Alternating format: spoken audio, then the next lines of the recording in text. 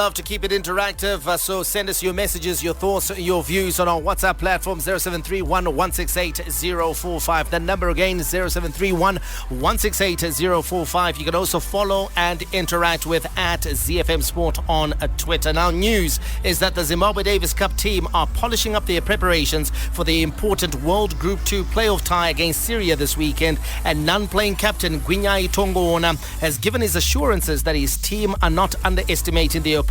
Zimbabwe is supposed to be the away team but are now hosting the tie since Syria could not stage the match because of security concerns in the Middle East. The tie begins on Friday morning and will be concluded by Saturday afternoon at Harare Sports Club. Now, Tongoona says his team is now polishing up their preparations. Let's hear from him. Today is the third day. So yeah, we've been doing a lot of singles. We've done some doubles today, and the other boys, Takanye and Mefili, were playing singles there. So yeah, we just finishing up our preparations and everything. So far so good. You can't be complacent because there are a lot of players now who might not have ATP rankings, but they are playing a very good level. So we have to see. We didn't get much footage of them on the internet to see them playing or that kind of stuff. But we'll watch them practicing and see how they look. Yeah.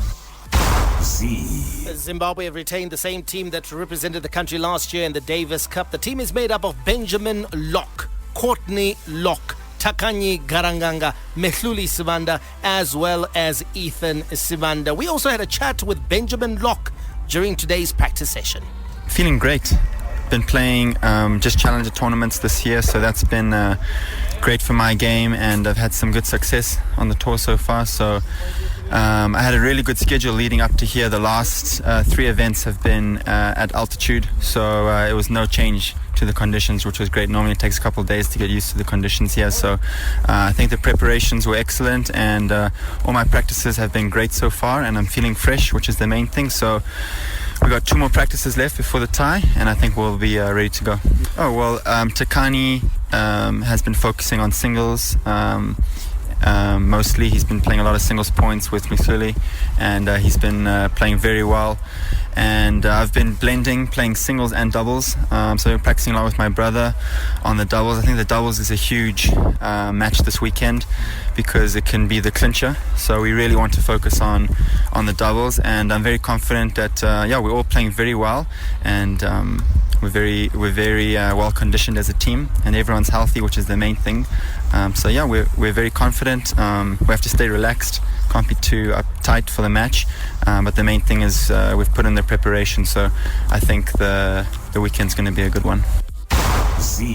The team in studio was just casually observing that there are 2 Sibandas and 2 Locks, and Takanyi Garanganga Barry has done very well to be in the team. He's the outlier, isn't he? Exactly. He's fighting for his life, because clearly you have to be a sibling to be on the team, and he's the outlier. My goodness. Does that speak, Barry, of the production mill in Zimbabwe, that it's too heavily dependent on families and individual investments rather than clear-cut strategies that are coming through from Tennis Zimbabwe? I believe so. I believe Tennis Zimbabwe is surviving on the glow of the families and the investment made by families. So you've got families who have courts at home, have parents who are interested in the game, who are keen to see their children progress in the game, and then ensure that their kids play the game at possibly the highest level that they can locally, and they obviously make it onto the Davis Cup team. So I think Tennis Zimbabwe needs a strategy of its own to develop the game.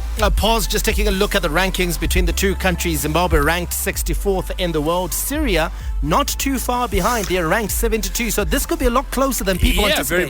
Very much so. I think we're going to have to we're really going to have to play well here, because I think the Syrian team can't be underestimated. I think they're a useful outfit, and I think it's, as you say, it's going to be a lot closer than we all think. Okay, let's take a look at the new format for Davis Cup action. Ties were best of 5 matches spread over Friday, Saturday and Sunday. If you remember, every match was best of 5 sets. All told, it could take 15 or even 20 hours to decide a winner, and when one round was over, the competition wouldn't resume for months. This was not, to put it mildly, a TV programmer's dream. Now, the new Davis Cup format, Barry, solves that problem by reducing ties to best of 3 matches with a best of 3 set matches, 2 singles and 1 double. So it's a lot faster and it means that it takes a shorter time to complete, keeping fans interested and also keeping TV viewers and TV companies interested. Yeah, for TV viewers, it's an absolute dream because it happens quickly. It's like T20 cricket, as it were, whereby you are able to watch, see a result by Saturday, know exactly who's going to win it. Coming back to Zimbabwe, it means that we're going to have to be more diligent in terms of how we execute this match against Syria, because best of 3 means we've got no room for error. So I believe you lose the first one, you are under all sorts of pressure. All sorts of pressure. So I'm going to agree with Paz and say we're going to have to got some hard work to do. We're going to have to keep our wits about us and make sure that in the singles matches we do the job. The doubles, I'm pretty confident that the Lock brothers can lock that down. Okay, this is See what I did there? yeah, see what you did there, Barry. Lock it down. Will the Lock brothers do that? Courtney and Benjamin in the Davis Cup team. Of course, they are lining up next to the Sibandas, Mehluli and Ethan. And then the outlier, Takanyi Garanganga. And of course, the non-playing captain, Gwinyai Tongona. We certainly wish them the best of luck and the ideal preparations in the lead-up to this tie, which will be played this weekend at Harare Sports Club starting on Friday. If you do have time, nip over there with your flag and give our boys the best of support. This is ZiFM Sport on Wednesday. Coming up, we've got a local sports news roundup, hockey, volleyball and football, and then we'll go international with our sports news, and we're going to Mangaun.